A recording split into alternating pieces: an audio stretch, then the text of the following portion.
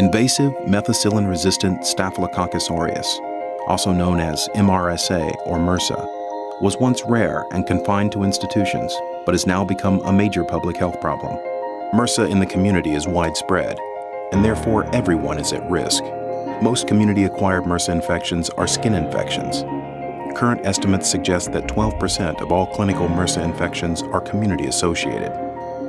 Factors that have been associated with the spread of MRSA skin infections include close skin-to-skin contact, contaminated items and surfaces, and crowded living conditions. As work on reducing MRSA continues, public health professionals, schools, nursing homes, and employers concerned about community-acquired infections are looking for ways to educate the public about MRSA and address misunderstandings about its prevalence, the way it is spread, and how to treat those who become infected. The goal of this program is to develop a change model that incorporates thought, culture, and practice by identifying evidence-based measures, assessing a practice against those measures, and implementing interventions for performance improvement in addressing the incidence and spread of MRSA in the community.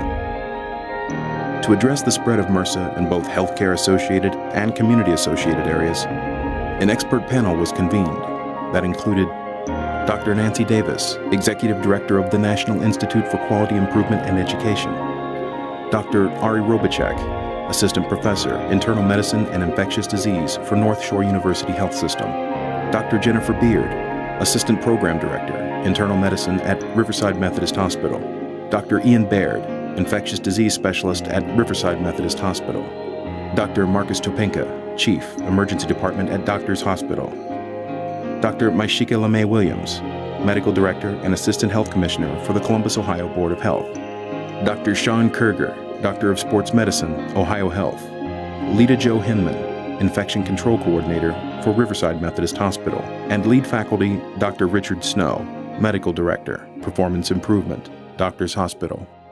As we listen to the following discussion, here is a question to keep in mind. What are some key messages that could help the public understand that MRSA is both preventable and treatable? Our discussion begins with Dr. Maishika LeMay Williams. We know that anywhere from 1% to 2% of the U.S. population is colonized with MRSA. That's what the CDC had said. Initially they'd said 1, and now over the last few years they've said it could be as high as 2. Really, what I'm going to talk about is more community-associated MRSA, MRSA infection acquired by someone who has not been hospitalized or had any type of medical procedures in the last year. And that's per CDC's definition. We often see this in schools, we see it in prisons, we see it in athletes, and we see it in households as well as IV drug users and prostitutes. Really, what we always say is MRSA, community-acquired MRSA, does not discriminate. CDC does provide support to local health departments and state health departments, whether it's an individual case of community-acquired MRSA, whether it's hospital-associated MRSA. They collect a lot of data nationally.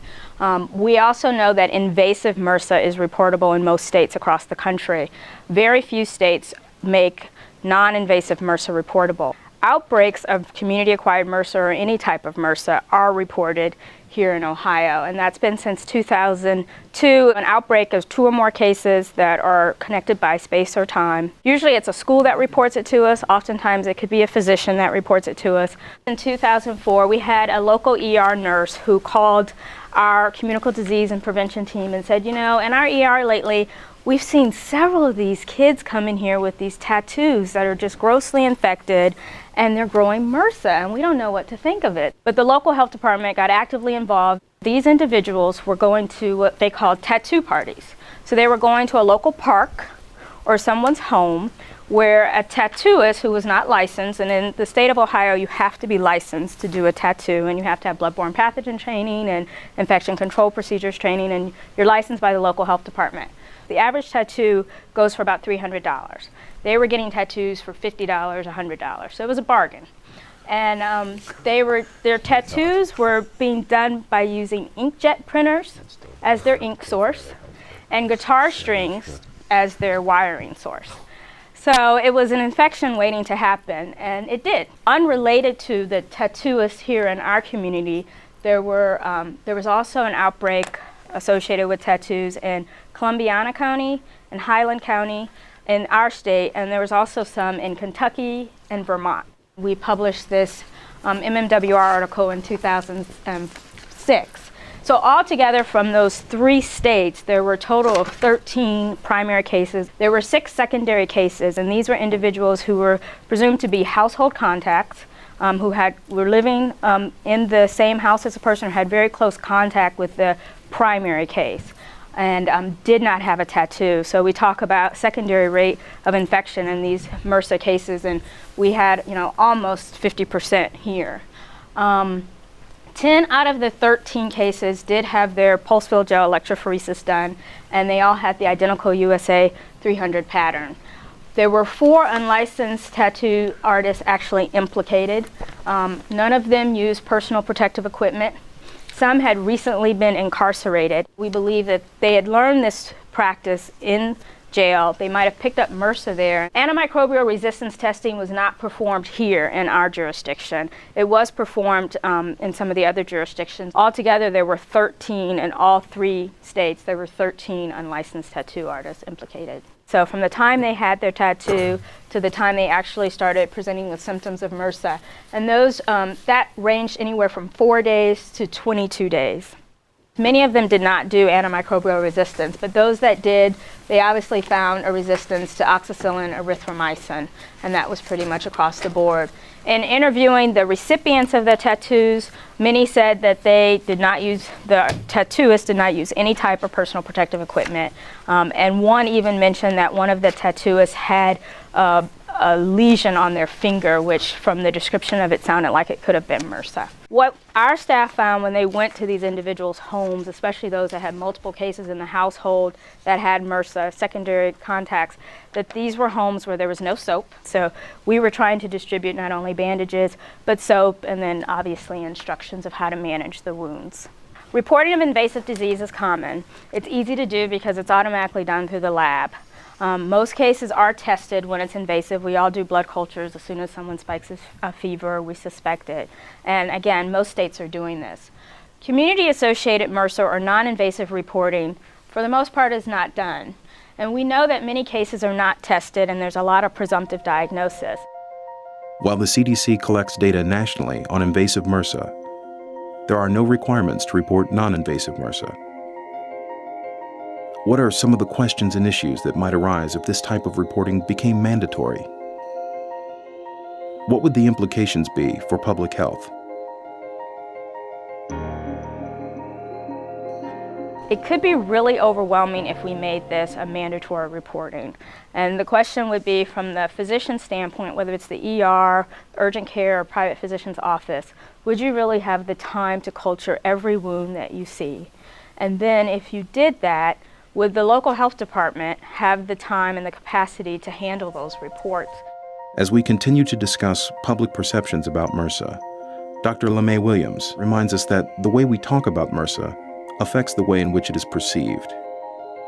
Many people think it only happens to the poor or those with really poor hygiene.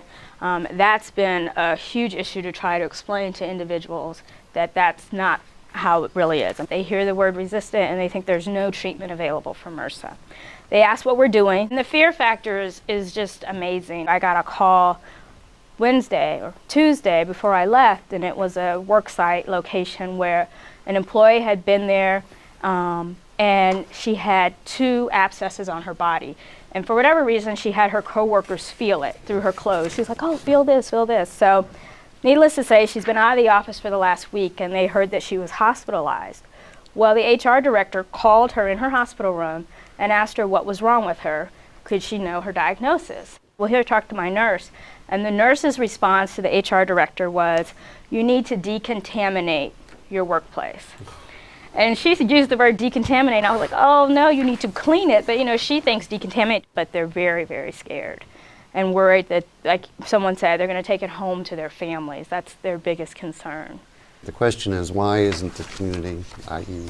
the press, more interested in representing MRSA in a more balanced manner? I mean, when they come out with MRSA, it's always flesh-eating bacteria.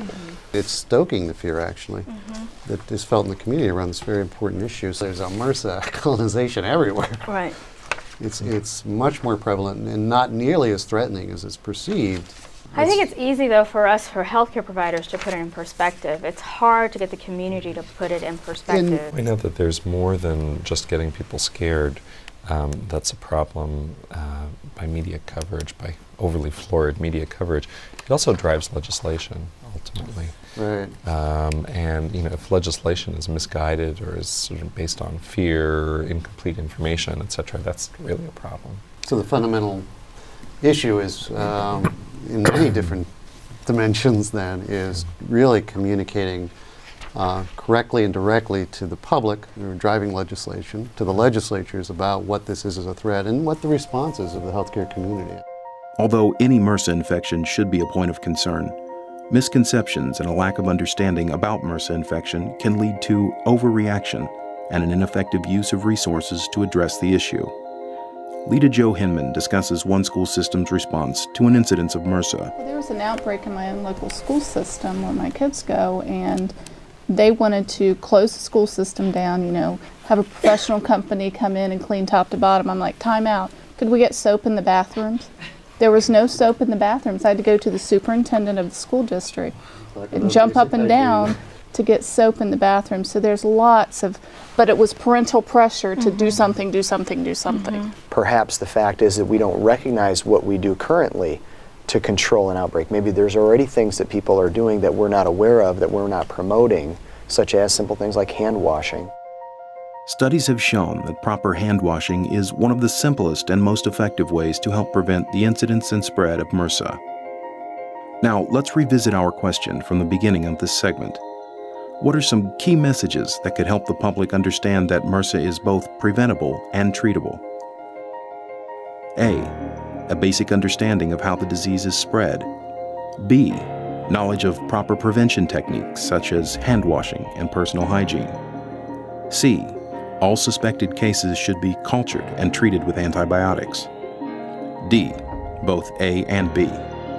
The answer is D, both A and B. MRSA is both preventable and treatable. Remember, in any interaction with the public, the way in which you talk about MRSA affects the way in which it is perceived. MRSA can be encountered in a variety of situations within the community. Let's continue our discussion with Dr. LeMay Williams as she now presents a case study describing one such encounter. On March 14th, we received a call from the safety officer for public safety, and she informed me that there were 4 officers that all worked out of one particular substation, and all of them had a MRSA infection. The officers obviously were very concerned. This was an old substation, the facility that they were actually housed in, and that the substation was the cause of their infections. So I spoke to the safety officer. I ended up speaking to the safety director, to the lieutenants, and spoke to several different individuals to assure them that likely it was not the building that was making them sick, and that MRSA was very common in our community, and given the line of work that they're in, they could have been exposed during the workday. Keep in mind that these are police officers that spend a very limited amount of time at their substation. Most of the time they're out in the streets in their cruisers. So with that, I was less concerned that the facility was the culprit for their infection. But they were telling me the roof is falling in, it needs to be painted, we need new floors. So it was a total of 6 different units that we had to address. We were there at 7, 3 p.m. and 11:30 p.m. to do these in-services, and thought that we had accomplished something. 7 days after the in-service, the safety officer contacted me again and said there's more cases of MRSA, and people are really scared. So at this point, obviously the mayor got involved, the safety director, and I went back to the facility. So because of the fears, the safety department decided to give them all new floors. So the facility had floors replaced. They had cloth chairs that they were using at the substation for the officers to sit on. They replaced those with plastic chairs so they could be cleaned. They painted the whole facility. They had all of the cruisers that these officers used. They had them completely detailed. And they did make sure that everyone had gloves, and they made sure that everyone had the sandy wipes in their cars as well as within the facility. They also cleaned a shower, and they had some workout equipment downstairs, and they made sure the sandy wipes were available there. So we worked with that facility, and we asked anyone who suspected they had a MRSA infection, go to this facility, get a complete evaluation, and we can determine if, really we're trying to quantify how many actually had MRSA, because many of them just had skin infections and not sought medical attention. It was going to be free. Their supervisors were aware of it. They were going to be able to schedule it on their time appropriately.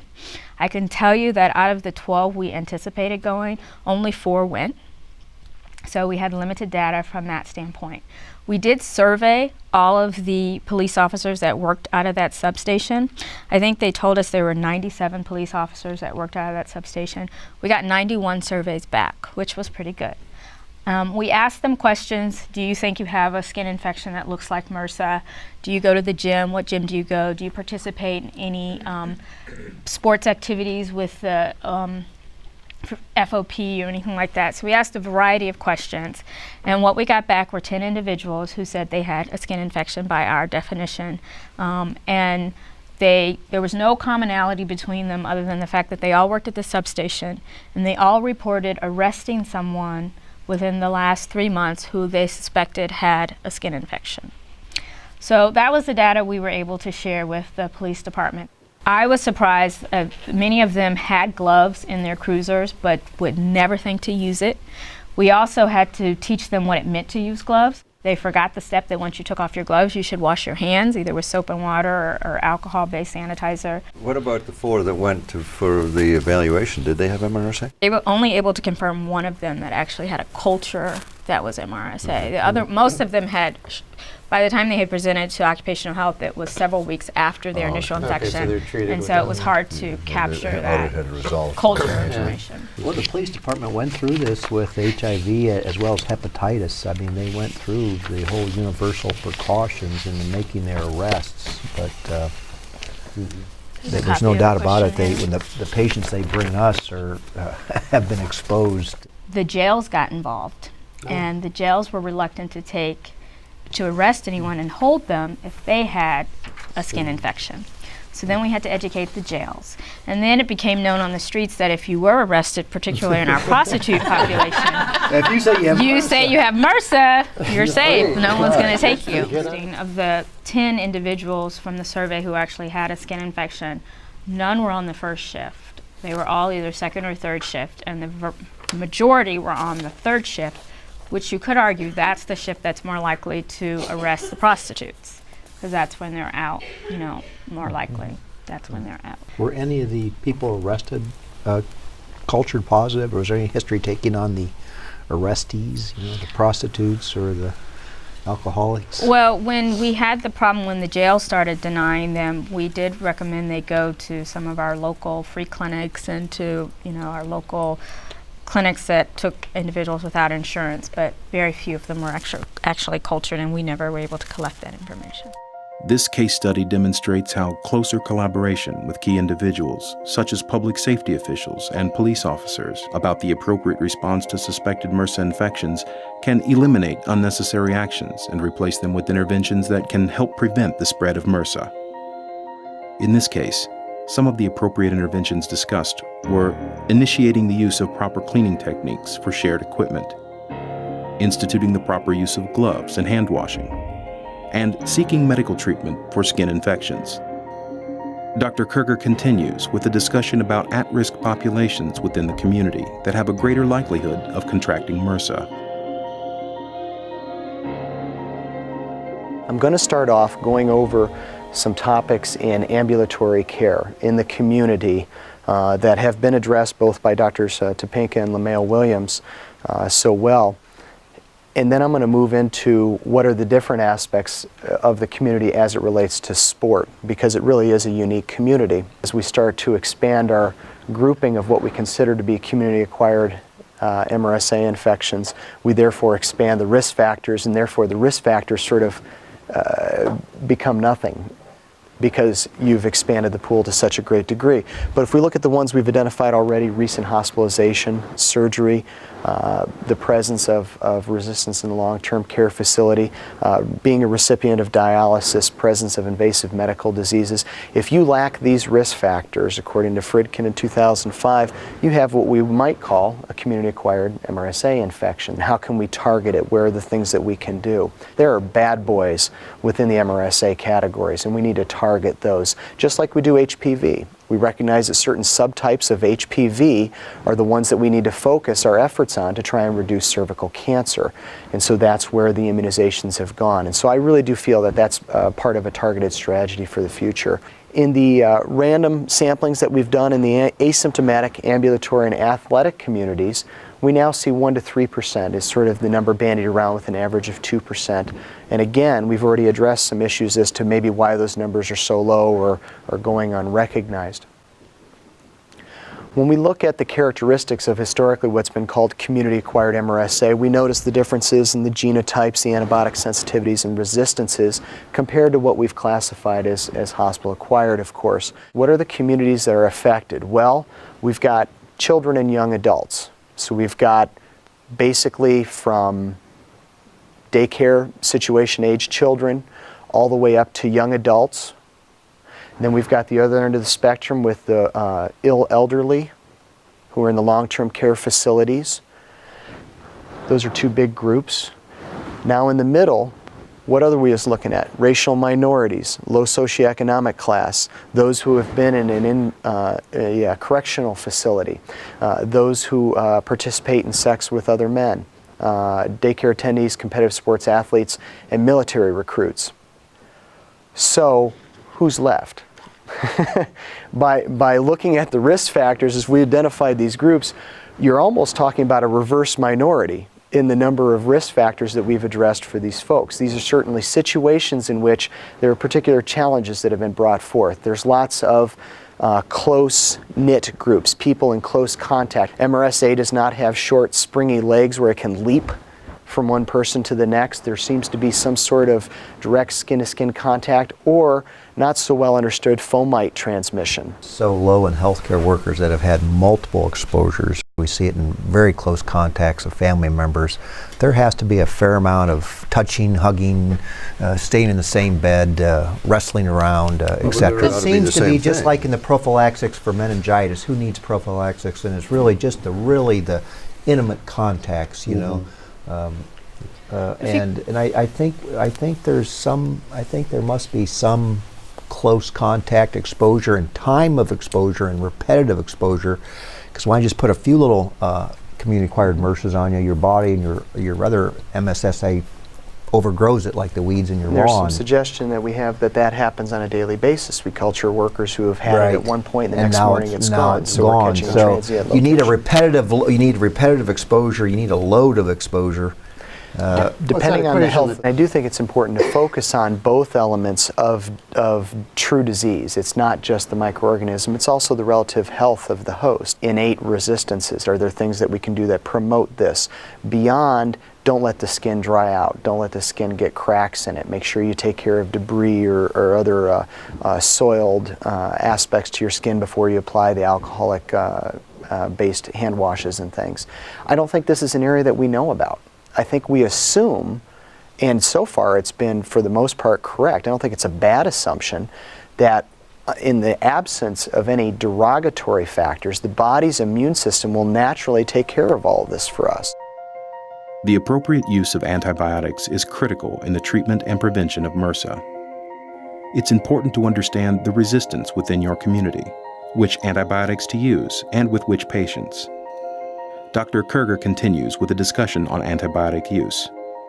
Variances in antibiotic use and sensitivity is something that prevents us from coming together as a panel and saying, this is the antimicrobial you should use for a community-acquired MRSA. It's the one that's been proven best and so forth. If you take a look at different populations, Baltimore in one study was found to have greater than 50% clindamycin resistance. In Chicago, in one of the studies I found it was around 8 to 12%. Down in Houston, it's less than 10% clindamycin. So again, as a sports medicine physician, where I might be in different cities at different times, my athletes may have picked this up when they were out of town and now they're back in my burg. I have also the added burden of trying to figure out where did they get it, because that might dramatically change where I'm going to use. I do support, as you do, Ian, that incision and drainage is the gold standard, and studies support that 90% of these cases, at least, will get better on their own if you simply have a lesion that you can drain and you do so successfully. Incision and drainage is the cornerstone of community-acquired treatment, in my opinion. So when are antibiotics more indicated? Well, these are the ones that I think kind of make sense, the ones that are more logical. If it's a rapidly progressing lesion, you really feel like for whatever reason this patient seems to have an inability to fight this off, or at least to slow it down, it might be a consideration. Cellulitis greater than 5 centimeters diameter, I think, has been well established in the literature. The presence of systemic complications, which agreeably is very low in true cases of MRSA, might indicate again a host inability to deal with this infection in a normal way, and antibiotics might be warranted. Yeah, and the comorbidities that go with that, and immune suppression. The very young or the very old, which we've already acknowledged, are some groups that are a problem with this. If the site really isn't amenable to an incision and drainage, let's say it's on the face, or if there's a likelihood of developing a septic phlebitis and so forth, for whatever reason, then antibiotics are basically the only thing you have resolved. And then obviously if you've already done the incision and drainage and the lesion is not getting better, we need to deal with that. I would like to address that most of these actually deal with the host. We're no longer talking about the organism, we're dealing more with the host factors at this point. So when we've got a host who does not have the immune system capable of supporting what the antibiotic is achieving for us, then, or pardon me, the incision and drainage would do for us, then I think an antibiotic is warranted. Let's review the key learning points covered in this section and the ways in which those points affect our change model, incorporating thought, culture, and practice.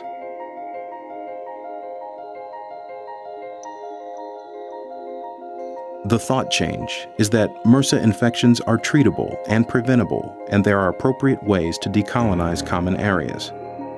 The culture change is to collaborate with local health systems to track the prevalence of MRSA in your community and educate public health officials, schools, nursing homes, and employers about appropriate response measures. Some effective practice changes we have discussed are: when MRSA is identified in the community, have a standard protocol for decolonization and educate the public about preventing the spread of MRSA. Remember, information and education can go a long way toward reducing and preventing the spread of MRSA within the community.